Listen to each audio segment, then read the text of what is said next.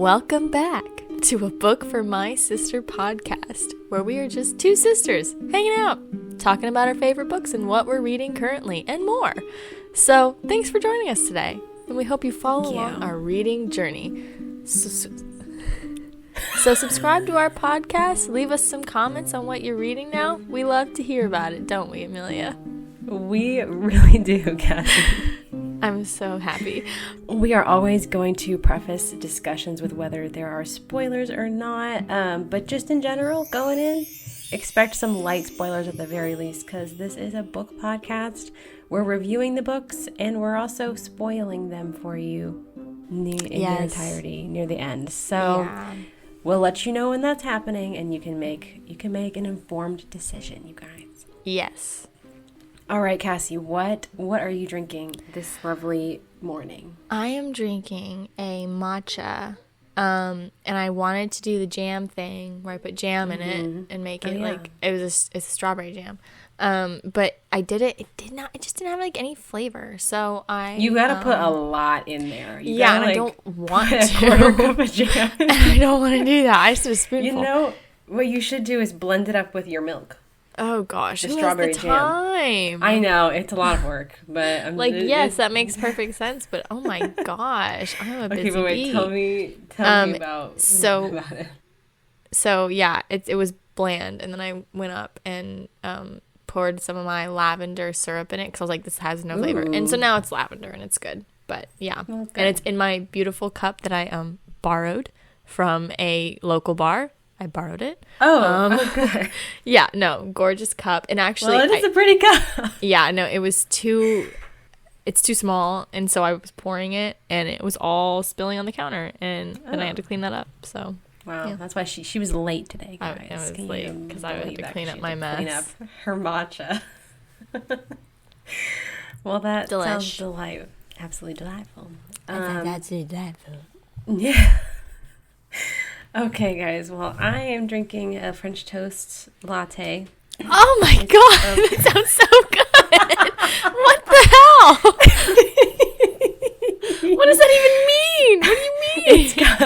It's got a little bit of salt, a little bit of brown sugar, a little bit of maple syrup, and a little bit of vanilla. I think that's it. And that sounds so good. You brew your espresso right over it, and then you shake it up a little bit so that it all incorporates, and then you just put your milk over it. That sounds absolutely delightful. I have nothing else to say. Highly recommend. It's very yummy. This is my third Saturday morning making myself one of these. Oh, Junie. Oh my gosh, Junie's very upset. Oh my gosh. I'm so sorry. She wants to leave, but I can't leave because then she's going to want to come back in. Well. Oh my gosh. It's Guillermo just walked out of the room. He's not interested. Okay.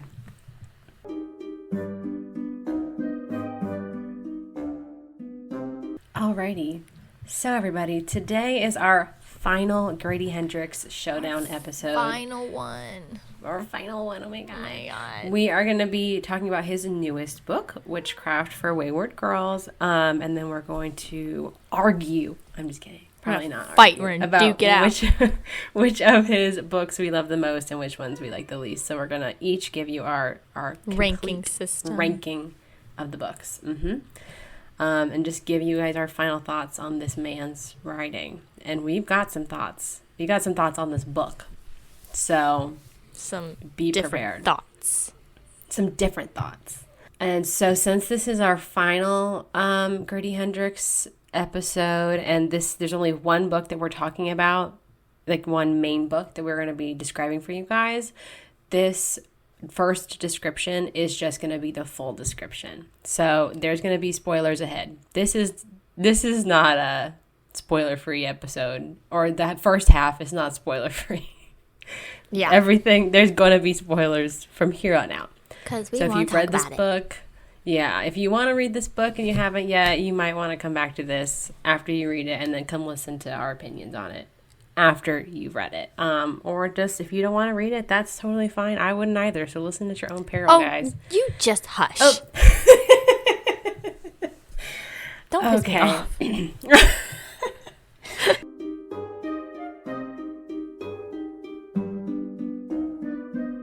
This book is Witchcraft for Wayward Girls, released in 2025.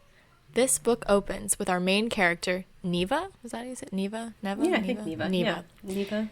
The year is 1970. She has been dating a boy who she thought she loved, but then it turns out that he is, in fact, just a stupid little boy. Unfortunately, the year is 1970. She's pregnant. Oh my gosh. And her parents are having none of it. So they drop her off against her will at Wellwood Home, a house for wayward girls. Parentheses, pregnant, unwed teens, where she will remain until she has the baby. Also, it's in Florida, so it's 1,000,000,000 degrees.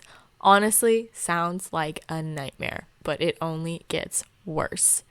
She gets there, and her dad positively screams away in his car without a second glance. He just out of there. The women who work there, and mostly the owner, tells Neva that she cannot go by her real name while she's at Wellwood Home, so they dub her Fern. For anonymity purposes, all the girls are given different names. Fern/Neva becomes friends with 3 other girls, Rose, Zinnia, and Holly, all flowers. Which, yeah, it's all garden-inspired names. We learn about their backstories, and unfortunately, Holly is only 14 and has a really horrific abuse story. We won't say too much, but just a warning for child SA abuse and religious trauma. Living in the house is horrible. The girls do chores all day long to basically pay their rent and have restricted diets from the evil doctor, who we don't like. The only perk about this place is that a traveling library comes like every once in a while. Like, is it like every 2 weeks, I think, or like 3 weeks, or like once a month? Probably. I can't remember. It's not that often. I can't remember either. No. But that's the only good thing about this place. The librarian, Miss Parquet, gives Fern a book called How to Be a Groovy Witch, which she and her friends read and are shocked when the spells actually begin to work. For a night, they go into the woods by the house and have a lovely little witchy time. It really is a lovely witchy time. I know. I want to have that time they're having. I know. So fun. After this witchy night, they decide that they need to come up with a spell to prevent Holly from having to go back home to the abuse. They discover that the librarian herself is a witch, and they find her coven and speak with her about Holly. However, Miss Parquet isn't as nice as she seemed at first. Witchcraft has a price. So the woman who works in the house kitchen, Hagar, warns them about using the book and tells them that they should not get caught up in these things that they don't really know anything about, that's pretty good advice. Very good advice. They do an experiment. The girls do an experiment to see if they can create a spell like of their own by pulling out their fingernails. So the girls have been at the house for a couple of months now and are starting to prepare for having their babies. Rose is the first one to have her baby, which she wanted to keep, but the hospital forced her to give the baby up and threatened her with institutionalization if she didn't agree. So Rose and Fern decide to give the owner of the house, Miss Wellwood, who was against Rose keeping her baby and a bunch of other things. It's just a total... Just a terrible person. Biatch. Yeah. So they decide to cast a little spell on her, give her a little powder in her coffee that's supposed to make her feel how Rose is feeling and how she felt when she had her baby and how she's feeling now. And they were hoping for like the postpartum depression, but they got a lot more than what they bargained for. Yeah, I think that is what they were hoping for.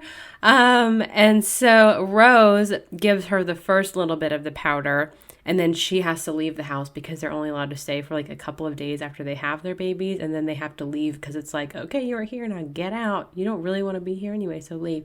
So Rose leaves, and Fern tells her that she will give her the rest of the powder. So she gives Ms. Wellwood the second little batch, and then Ms. Wellwood ends up being sick for weeks and not coming in. And Hagar has worked for the owner for like 20 years, and so she has never missed a day of work, and now she's missed like 4 weeks of work. So what's even going on? So she goes to Ms. Wellwood's house and sees that this 60-year-old woman is pregnant And Hagar's like, this is the work of the devil. Yeah. So she helps Miss Wellwood give birth to a bunch of eels. And it's foul. Pretty disgusting. So then we follow Fern as she is drugged and sent to the hospital in a little taxi. After she has her baby, she convinces the hospital staff to let her hold the baby, even though they're like, we really don't think this is a good idea. You really don't want to get attached to this little baby. And she's like, I just want to hold her for 2 seconds. And she like names her Charlie Brown, and it's really sad. And then she sees Miss Parquet in the corner trying to take her baby because the witches need like a new witch leader since Miss Parquet is getting old. Very old. They got to find a replacement. And so Fern is like, no, and they like kind of get into a fight, and then the hospital people come and take the baby away. So it seems pretty horrific already. We get for like a description of Fern being drugged at the hospital as she's having the baby, and I think it's pretty upsetting, and it's already horrific, and it gets so much worse actually. Fern has her baby, and then she's sent back to Wellwood Home, and she is becoming increasingly upset that she was not able to take her baby home. And then Holly goes into labor, and Holly's the youngest one. Holly is 14. And she is like very shy. She doesn't speak a whole lot. And so she ultimately tells her friends what's happening, and then they're like, we're not going to tell the adults what's going on. Because we want you to keep your baby. Yeah, and they don't want her to, like, go through, I guess, like, the hospital trauma. Oh, well, also, the person who did it to her wants to keep the baby for himself. Oh, so that's he why. does. And I think they're like, he's going to meet her at the hospital or something. Yeah, or they're going to see her. You're right, that is what it was.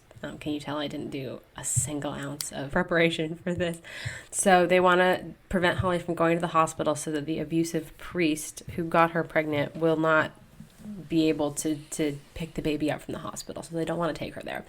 So they instead flag down a cab and have the cab driver take them to Hagar's house so that she can have the baby there. So Hagar and her sister Miriam help Holly have her baby, and it's a lot.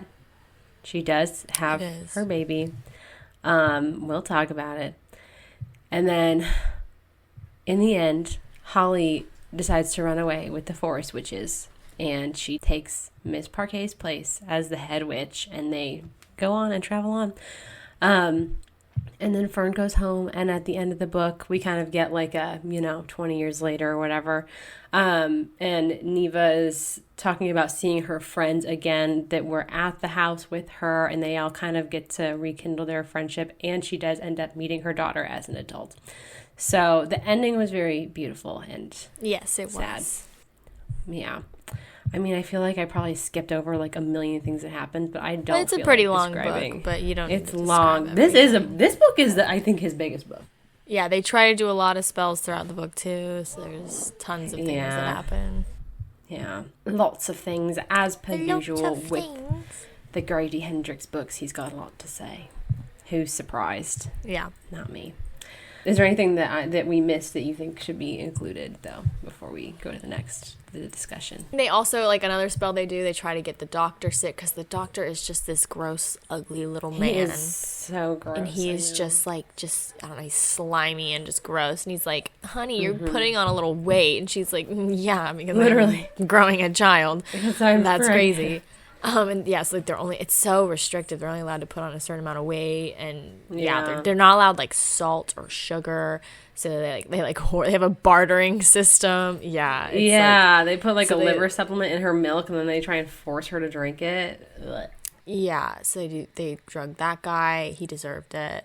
That's probably it.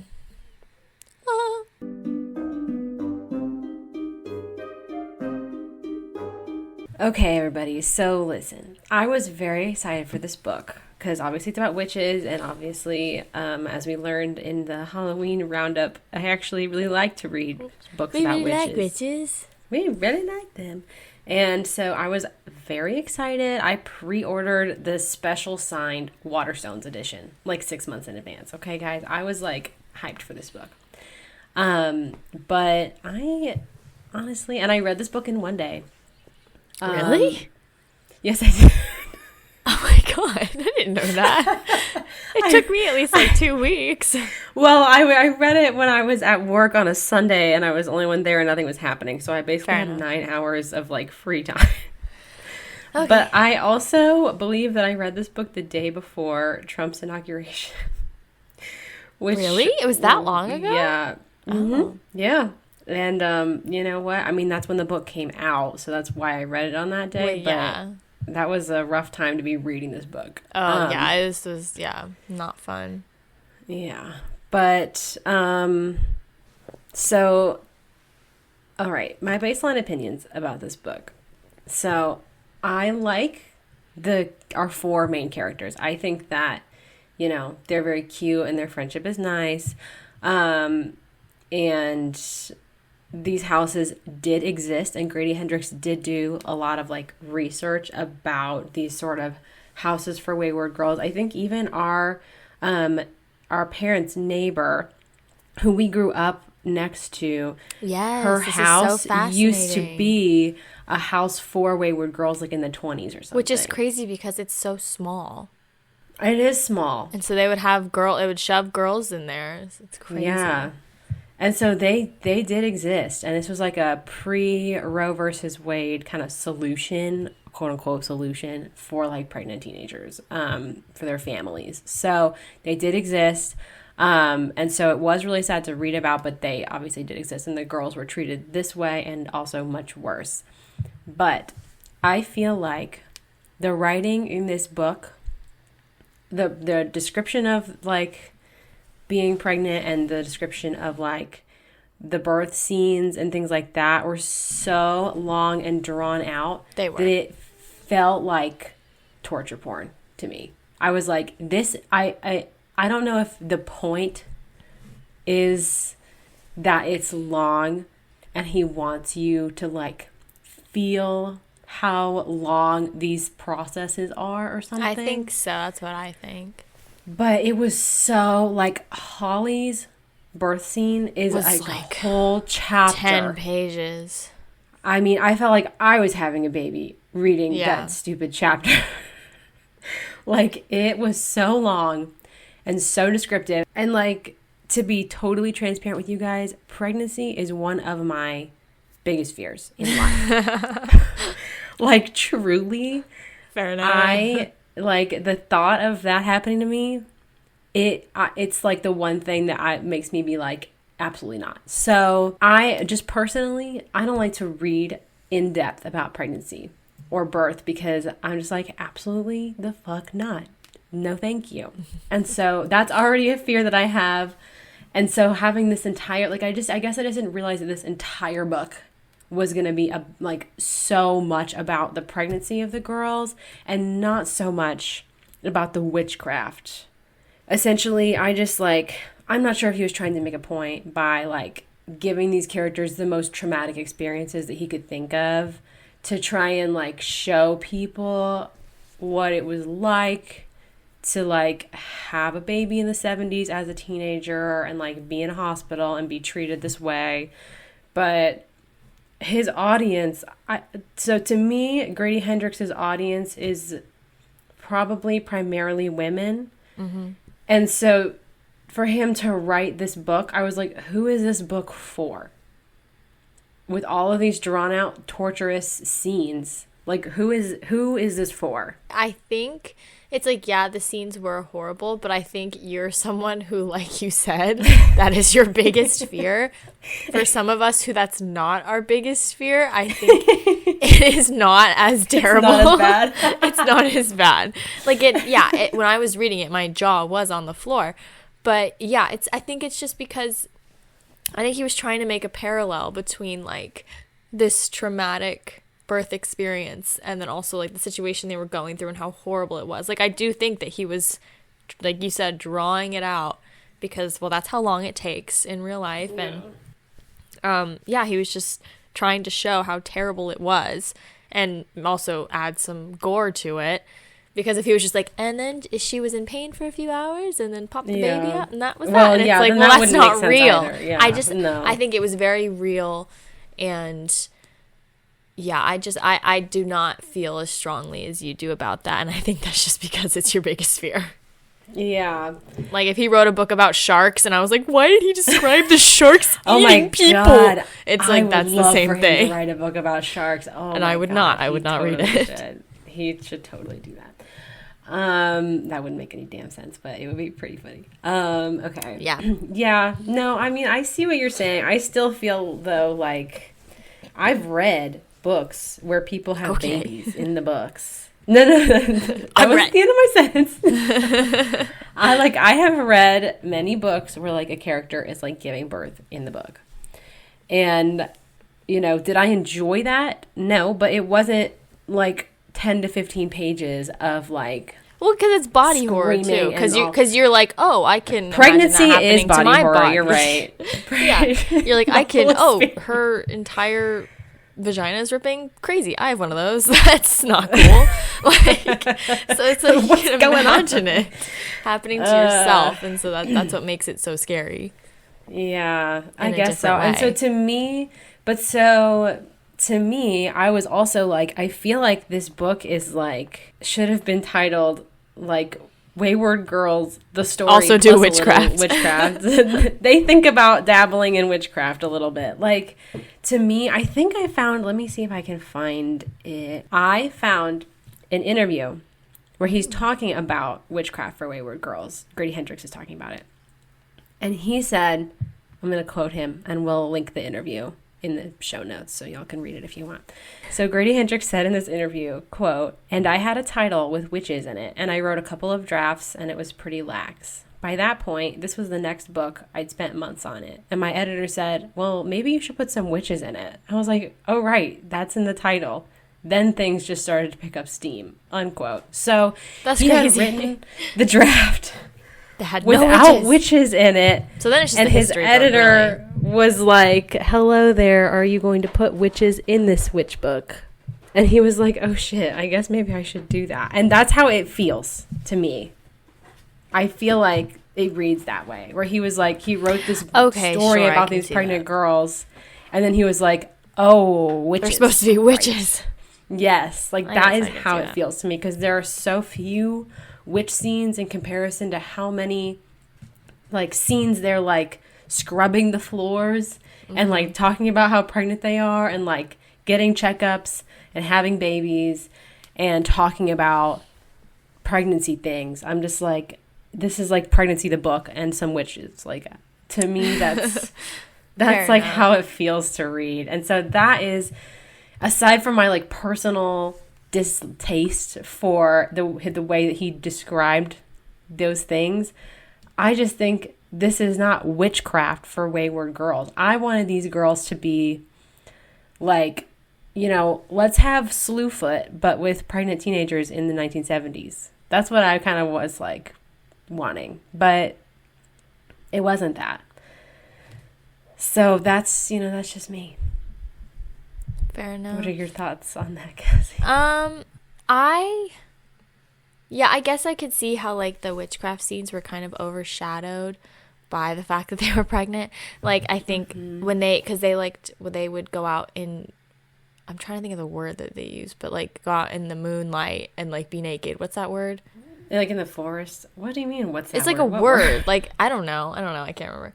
But they would like go out and like go swimming and like do witchcraft in the woods naked. And yeah, so, and it is mostly focused on like them being pregnant, I guess, like the way he describes it. I don't know. And I do think it was like, so I could see how that's overshadowed, but I also do think it was kind of beautiful. I'm like, oh, all these girls naked in the moonlight together, like all going through the same thing. Like, I don't know. I thought it was kind of beautiful, but also, yeah, I could see how that's kind of overshadowing the witchcraft part. Yeah. Yeah. I mean, like, I agree, but that it's like, you know, their friendship was beautiful and it's sad and they're all going through the same thing and it's like they have each other or whatever. But I think it just felt like the witches were just an afterthought, and I was excited for the witch part. I wasn't like, I want to read this pregnancy book. Right. I want to read a witch book. Makes sense.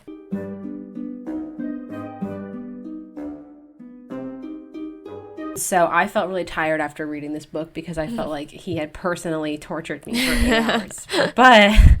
And usually Grady Hendrix horror is fun, and he is able to touch on things like systemic racism and sexism at the same time as kind of his like horror romp situation, or like generational trauma or other things. And like I said, I read this book like the day before Trump was inaugurated. And so like he comes into office and I'm here reading this book about like a horror book about pregnancy, which to me, pregnancy already equates horror. So like, yeah. And so I think a lot of things just came up for me when I read this book, because on one hand, I do think that it is important to write about the ways that pregnancy impacts teen girls' lives, especially treating pregnant teenagers poorly, treating and how there are no consequences for the boys. Yeah. Only the girls. Exactly. Yeah. And I think that it is, I think that you can see that he did research about the history of these things and of houses for quote unquote wayward girls. Like that's what they were called.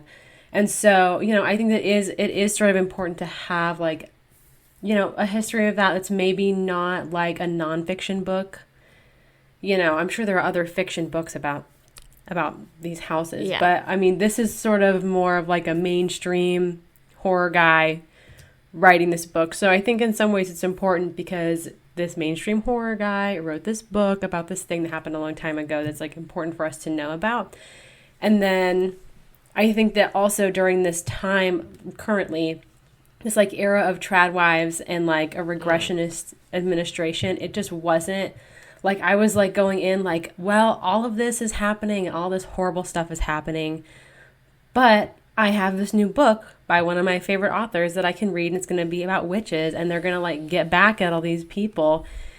And it wasn't that. And so I think it just wasn't like, I was just not in the place possibly to read this book. And he could not have had any idea about what was happening. Like, Amelia, she's not going to like this. He doesn't know what was going to be happening, like who was going to be inaugurated in January 2025 when he started to write this book. But this just was not the vibe for me, you know? Fair enough. I felt like he dragged me, he picked me personally, like by my hair, like drug me through some mud, and he was like, "Did you like that book?" And I was like, "No." Did you have fun? No, I didn't. I didn't know what have fun. No, I loved, like, I read I'm sure you did too, like the afterword and like his author's note, and like he had like, about his aunt or something. Like he had pretty much a whole chapter at the end of the book just about the history and all the research he did and the people he talked to, and his personal history with and his personal members. History. And I'll be honest, that did move. It moved me almost to tears. I was crying at the end of the book. Yeah, because I was crying. Millions of girls in the 70s and 80s that were sent to these horrible places, and it's like I didn't learn about that in school, you know. So I almost do appreciate that this came out as Trump was inaugurated, and as we're going through this, like you said, regression administration where everyone's trying to go back for some reason, and Roe v. Wade has already been overturned. Roe v. Wade's been overturned. It made and this such was more of an happening impact. Pre-Roe v. Wade, so this this was even like before that was even existing, and now it doesn't exist anymore. So I think it just made even more of an impact for me because of that. Like I think if I read this and like we had like a woman as president and we were all chilling, I'd be like, okay, but like I don't know, it's like obviously that sucks that this is happening, but it's like it made me appreciate it more and feel more. I still wish it wasn't happening, but I did feel more because of it, not in a bad way. Yeah, I can understand that. Yeah. So, you know, the ending was good. And even the ending with Neva, when she's like calling Rose, and she's like, oh my gosh, my daughter wants to meet me, like, what do I do? And Rose is like, I think you should call her. And like, it's very emotional. Mm-hmm. And that, like, I mean, the endings of his books will often make me tear up a little bit, you know, and it's like Patricia divorced her disgusting husband and she visits her dead friend in the graveyard, and you know, now Mark and Louise call each other every time they wanna have a little sibling chat or whatever. I'm like, okay, that's gonna make me tear up a little bit, but this one was like more emotional just because of like what was happening in this book. Did not know. Yeah, and it's like, I had no idea.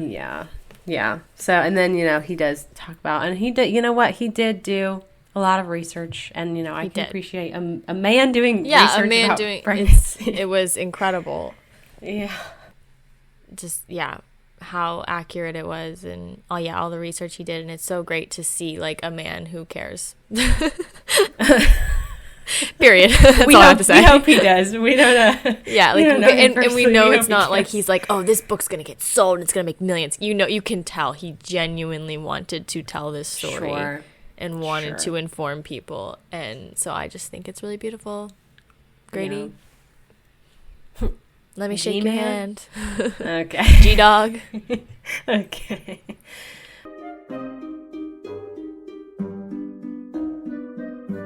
And you noted, finally, one of his books has multiple black women characters in it, and none of them die. Wow. One of the girls, which one? Zinnia is a young black woman. She's honestly the smartest one. She's the one she's the one like, guys, we shouldn't be playing with this witchcraft. Like, I know Miss Parquet seems nice, but I think she's gonna come try and steal our babies. Like, we shouldn't do this.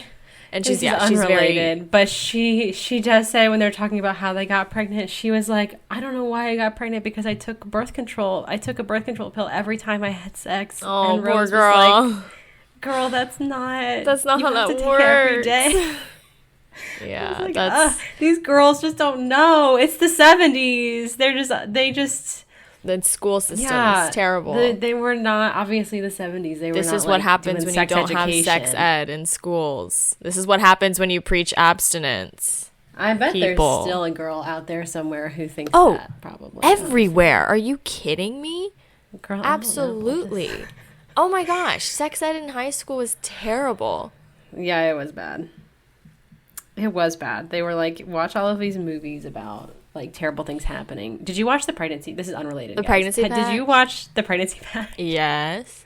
Oh my God. That movie was so funny. Yeah, we watched a movie about syphilis. Where she's like, I have syphilis. Yeah, and I was like, girl, go like, shut really up, go to a clinic and get a shot. Don't bore me with that information. It happens. And her friends were like, okay. No, like acting like she was like, I have the plague. They're like, girl, no, she was like, she sounded excited though. She was like, guess what, guys? And they're like, what? And she was like, I have syphilis. I thought she was crying. Yes. No, she was like laughing. Oh, when she was telling her mom, she was crying. And her mom was like, you have disappointed me so. And it's like, bro, take her to a clinic. She'll be good. She'll be good in 10 minutes. She'll be fine. Is completely treatable. She'll be fine. It's okay. Oh my God. And we watched one about drunk driving and the car accident, like the football players. They were like, here, we're going to scare you. I did thankfully miss the birth video. Honestly, that would have made my fear 10 times worse. Can you imagine if I had seen that? I know. I guess we did watch a birth video. Yeah. You blocked it out. Yeah, no, I do. I know. I actually do remember it. And I was like, why are we using like this weird home birth video from like the 80s? Why can't we like watch something more modern? Who's filming that and is like, I'm going to They were like, this is going to be shown in high schools across America. Or did they recruit some lady? They were like, we'll give you $500 if you let us film your birth for some high schoolers. I don't know. Who would do that? Nobody would. $500? It'd have to be more like $10,000 today. Well, 50,000. Nobody would. If someone was like, "Hey, Cassie, we really want to use your birth video." They would just do an AI video. Oh, you know what? They would. That's what they would do. We don't need to pay anybody. Let's exploit some people instead. That's what they would do. No, that pisses me off. Whole other conversation. But anyway, sex education needs to change in America, starting with this book. Yeah, Grady's going to pave the way. But yes, so I was appreciative of, finally, because are there any, the only other book where there's like a main black woman character is vampires. Yeah. She did not die, but she's like she's not in it nearly as much as the other characters. And they do have similar roles. They're the wise black woman who's like, y'all shouldn't be doing this. Okay, and let me help you fix your problems because y'all did this. Yeah. White women have babies, and they're in this book. And in Vampires, you know, Mrs. Green is like, you need to fix this. And at the end, she's not like, okay, I'll help you get into his house, but I'm not going to help you after this. She goes in, and when all the white ladies are freaking out about having to chop up the vampire into a million pieces, she's like, you guys need to snap out of it. We've got something to do here. Yeah. Like, Hagar and Miriam in this book are also kind of like that, because when Holly's having her baby and the girls are like, oh my God, like, what do we do? Like, they're freaking out. Hagar is like, y'all need to snap out of it. She's having a baby. You need to help her. So he does kind of write them in the same way. And that's sort of my problem with the way that he writes black women, because I'm just like, why can't they just the helper doing why can't, like, Zinnia is just a character in this book, and she's talking about books. But I am just kind of like, why? And like in How to Sell a Haunted House, the woman they go to at the end to help expel the demon is, I believe she's Chinese. So it's like, at the end of these books, they're always going to a woman of color to help solve their problems. Because the white people can't solve their own problems. So I'm just kind of like... I just think that's accurate. White people can't solve their problems. But, like, then, like, learn to solve your problems. Don't go to someone else. Don't carry your problems to someone. I'm just kind of like, I understand that they had to take Holly somewhere that wasn't the hospital. And that was the only woman they knew. Yeah, and so, like, I understand, but I'm just kind of like, I just wish that he would write these characters differently. Why does she have to work in the kitchen? I know it's the 1970s. Right. It's the 70s. And it was a different time, but, like, I don't know. I'm just, like, the way that maybe we'll see a change in his next book, but, if it keeps going like this, I don't think we will. Like, there's been quite a few. If the next book, because, like, every book we get, like, a better person of color character who has a personality, or multiple. How about we have more? Like, every book it gets better and better, but then it's like, why is it not just better in general? Why is it taking you books and books and books to do this? So I don't know. If it gets better in the next book, I guess we'll be like, okay, cool, man. But I don't know. If it doesn't, then Grady Hendrix, we call upon you. We call upon you to represent your women of color better. Right? Women of color as, like, individual people that don't just exist in the perimeter of these white girls' lives. Yes. Like, that to me, and, like, that's, like, even in Vampires when they never called Miss Green by her first name. We didn't learn her first name. She was still, and I don't know, I think with that he was maybe just trying to prove that, like, they're doing this together and they're still not at the end gonna, like, they're not gonna be friends after this. And it's sort of like the racial divide in that book. But in this book, I'm just kind of like, I don't know, man. It just makes me feel weird that this is like repetitive in his books. And then in, like, Final Girls, Adrian has basically pre-saved these women's lives. But she's dead the whole time. It's like, okay, so... Oh, my cat's food just... Oh my gosh, Junie's food just went off too. Oh my gosh. That's so noon, funny. So. No, because, like, I just heard it go off, and I was like, oh, that's going to be so loud in the microphone. And then I heard yours go off, and I was like, oh, my God, they're at the same time. That's so funny. But anyway. She's not in here to enjoy it. Wow, poor thing. Poor thing. Her out. Well, that's what you got to do sometimes. It's the way it is. But yeah, so, and I hope that his next book doesn't make me feel like I'm being tortured, and that he has multiple women of color main characters. How about a main character? Yeah. The main character, please and thank you. Okay. That's all we ask. And don't make it about pregnancy, please. And just anything else. Or sharks. Don't make it about sharks or pregnancy. Our little hearts can't take it.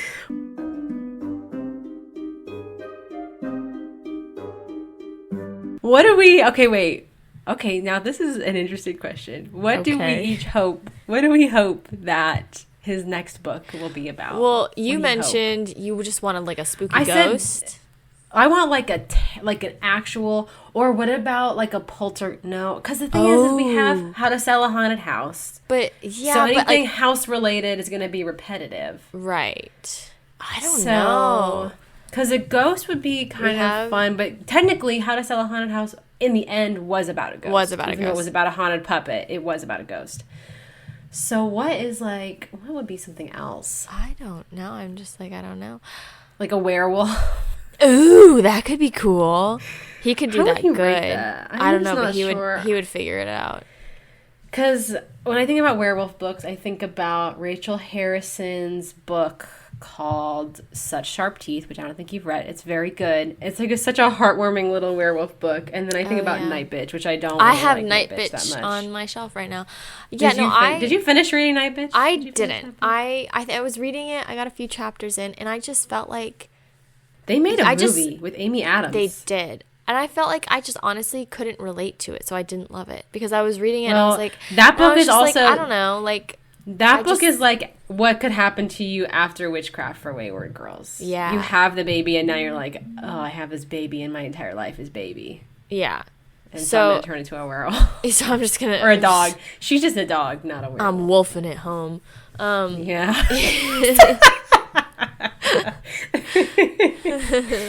Oh my god. Twilight, love it. Where the hell have you been, Loca? Yeah. Yeah, love Twilight. Yeah, so I just felt like I couldn't relate to it, but that's just, so I was reading it and I was like, I just don't feel like a connection. I don't know. You don't have to feel a connection every book you read, but I was just like, no. I don't know.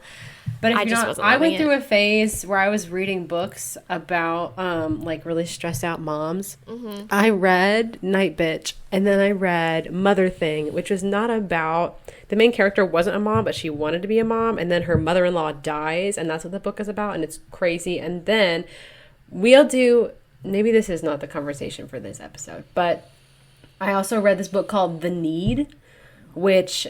If any of you have read The Need by Helen Phillips, I'm going to need you to comment below. Because that book made me feel actually similarly the way this book made me feel. Oh, I have not. Except she has like 2 toddlers and her husband is like on a business trip or something. And it's like a science fiction book about sort of... like alternate realities and like doppelgangers. Oh, creepy. Doppelganger, that'd be a good. Ooh.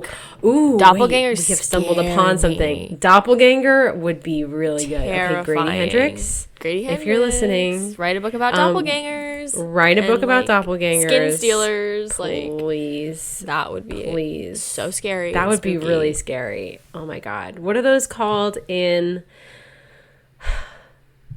like Irish culture where there's a doppelganger? Oh, I don't know.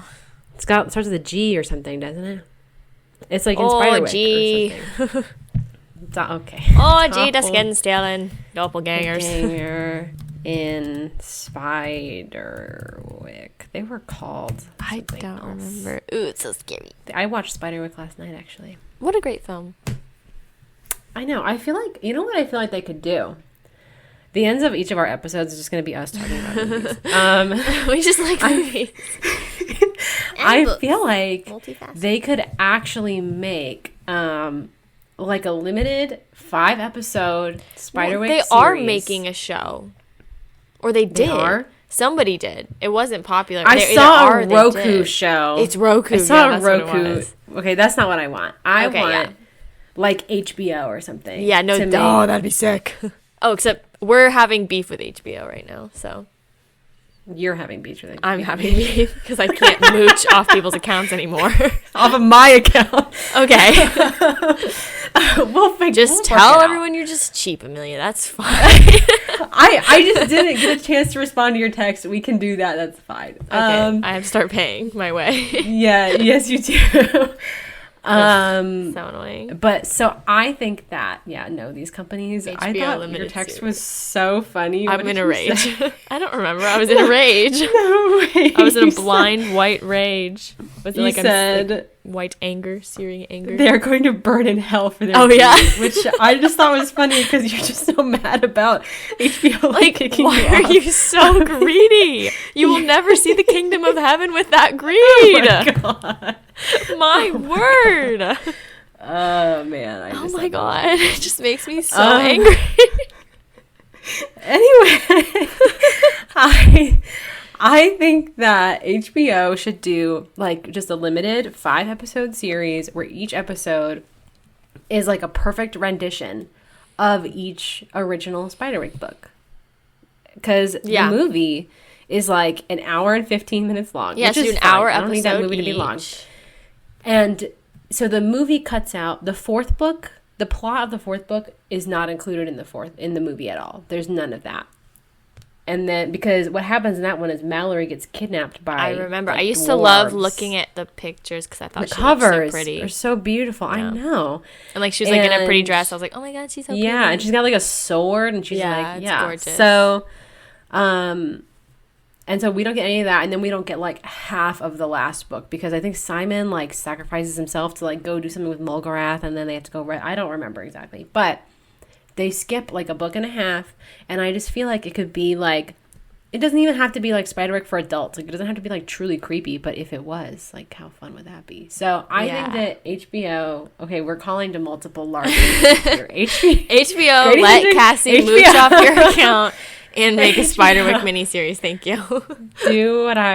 But if you're gonna do that, you gotta credit me because that was my idea just now. Yes, TM. But TM. But yeah, I think that would be honestly like a very that'd be very cool, I think. So I know that that's not going to happen, but I want it to happen. What are you laughing at? Well, I was about to be like, okay, any last words on the book? But then I remember well, I don't want to say my TV show pitch because now what if someone steals it? Oh my God. Because I think it's a great idea.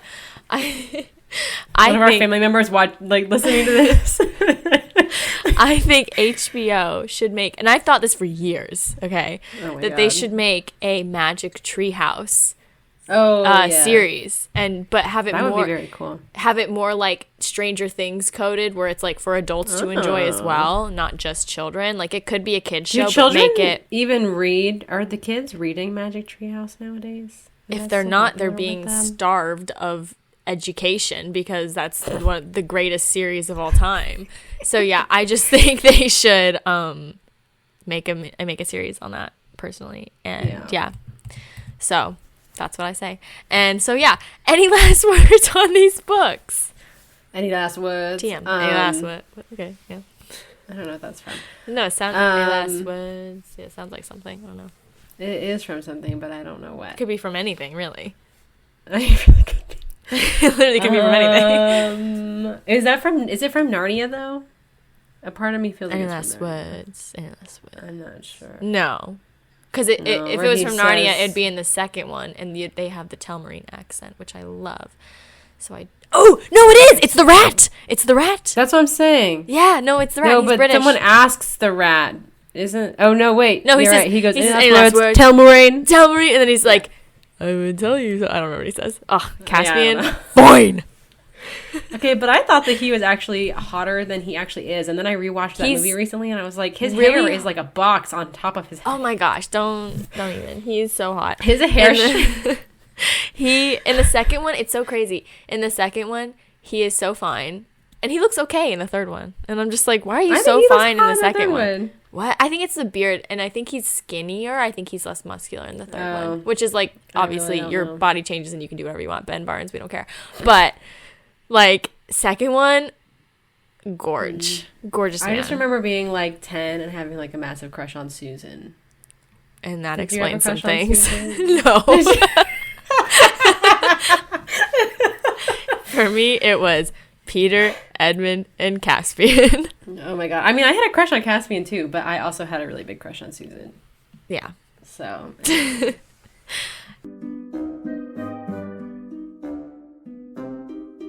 Amelia, any last words on this book and these books in general? Well, I think it's time for us to rank. We should rank. Okay, I'll say last word on this book. I think it's a great book. Don't listen to Amelia. You should read it. I would say it's really informative. I do think the witchcraft is spooky. We didn't really talk about the other body horror, but like pulling the fingernails, classic gore. At one point, this girl cuts off the tip of her tongue.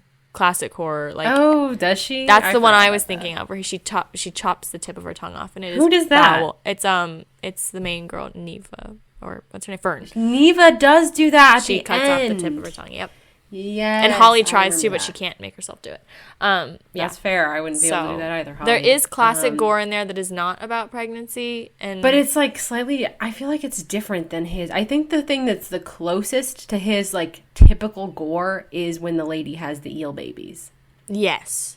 That is I think that is the closest to his usual gore. It reminisces with the tapeworm in My Best Friend's Exorcism. It's giving tapeworm vibes. It's giving tapeworm.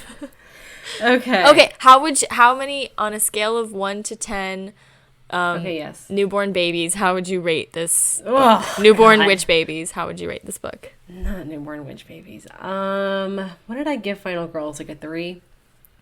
Are you serious? I'm just asking what I gave Final Girl. Okay, a 3. I would give this book like a 4. Are you joking? And a half. No, that is what I would give this book. That's crazy. I would give it an 8. See, the thing is that it's not a bad book. I don't think it's not poorly written. It's not, poorly researched or whatever. But if you're terrified of pregnancy, don't read this book. Don't read this book. If you are pregnant, I would not read this book. Oh, don't read it if you're thinking pregnant. About read becoming pregnant. Do not. I was reading some people on Reddit who were like, I am pregnant and this book. Now I'm terrified. Yeah, no, yes, don't read it. Don't read this book. And, the horror in this book for me was the pregnancy, not the witch stuff. I wanted the witch stuff to be the scary part, not the pregnancy part. Makes sense. The pregnancy was the horror. So if you're okay with that, then read the book. Yeah. But if you're not in the mood, then don't read. Yeah. And, if you want to rage about something, then maybe you should read it. But at the end of the day, there's a truck outside. I'm really sorry. At the end of the day, if you don't want to read about pregnancy, just don't read this book. Yeah. And I'm on that list, but I'll give it like a 4.5 because it's not horrible it's not like written badly. It's not like a bad book. It's a good book. Objectively, I think. And I think that it is possibly his most well-written book, maybe, to date, I think. Because he's written so many books, he's kind of grown a little bit. So I think that, Yeah. But I don't want to read it again. So. Fair enough. 4.5. Yeah, I give it. Okay, I'll give it 8 babies. I'll give it 7.5 babies because I probably also wouldn't read it again, but I do appreciate it for what it was. 7.5 witch babies. Witch babies.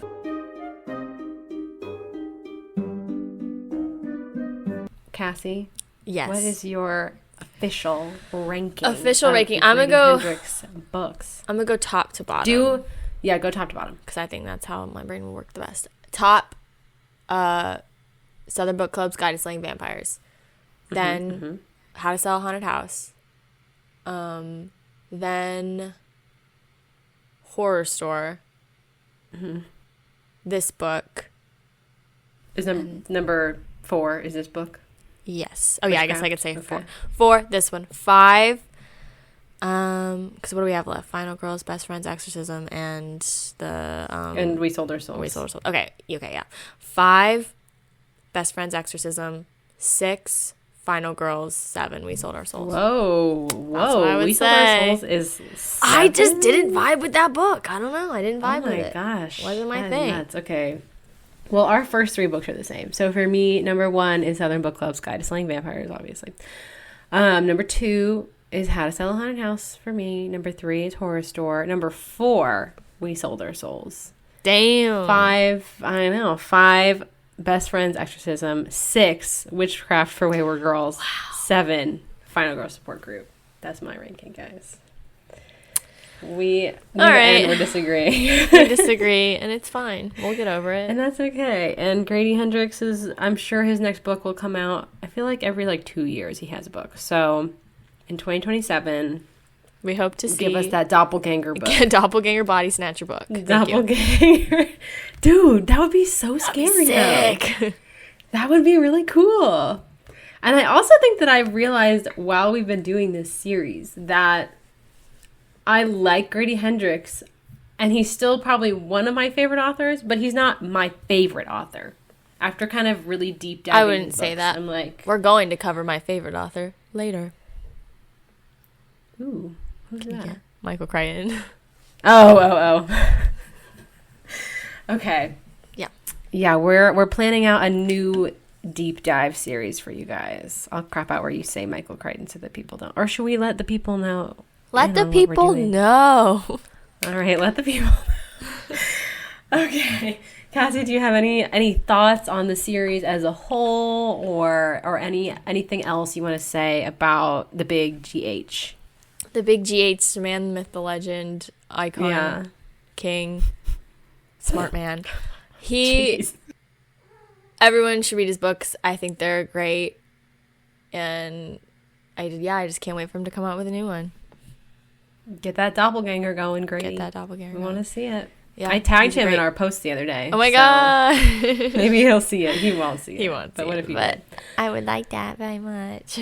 If you are listening, Grady Hendrix, please write a doppelganger book.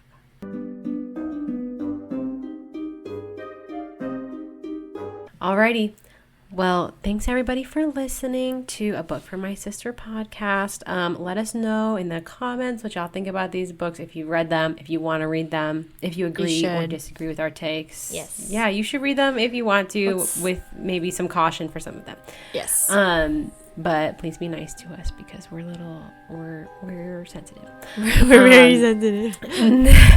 Next week, we'll be back for just a little conversation on what books we are reading at the moment and what we finished recently. So that's going to be a little breather from all the horror. Deep that we've analysis. Oh, okay, yeah. Yeah. Oh okay, my we'll gosh, end the Judy deep is trying to. The gap under my door is really big for some reason, and I can see her. She's trying to shove her full head. Oh my god. She's trying to claw her way in. Well, let me just say this little ending. Okay. So come on back and join us for that little debrief. We would love to have you. So thank you for listening, and keep on yapping and reading until then, okay? Goodbye. Goodbye. Goodbye. Goodbye. Goodbye.